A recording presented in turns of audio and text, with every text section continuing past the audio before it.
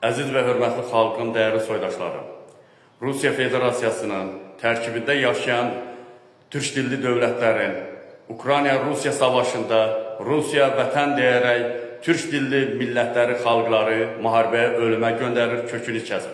Tarix boyu Rusiyanın çirkin siyasəti davam edib.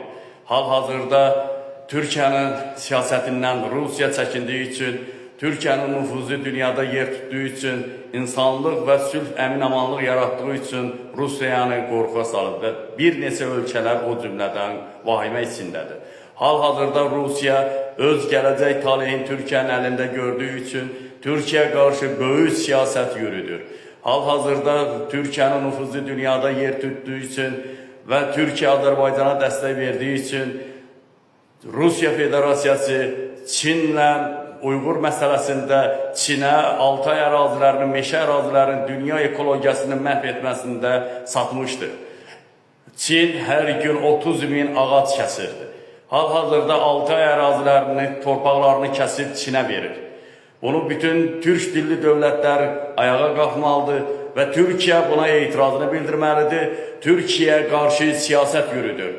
Türkiyəyə qarşı siyasətinin nəticəsi ondan ibarətdir ki, Çinlə Türkiyəni üz-üzə qoysun və Rusiyada Türkiyənin gücü çatması siyasətini davam edir. Torpaq münaqişəsinin və iki dövlətlərin arasında Türkiyə geri addım atmasını məcbur olsun deyə edir.